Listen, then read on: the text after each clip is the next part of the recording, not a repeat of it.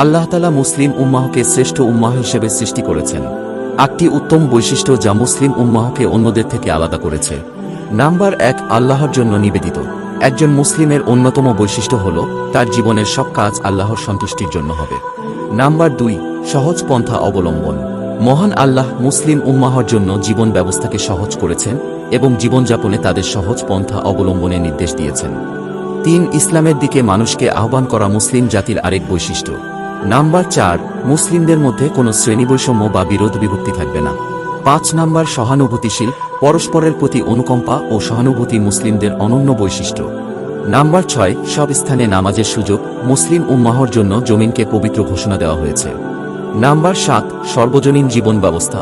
মহান আল্লাহ ইসলামকে পরিপূর্ণ দিন হিসেবে স্বীকৃতি দিয়েছেন। 8, সাক্ষ্যদানের মর্যাদা। সর্বশেষ জাতি হিসেবে মুসলিম উম্মাহ আল্লাহর কাছে বিশেষ সাক্ষ্যদাতা হিসেবে গণ্য হবে।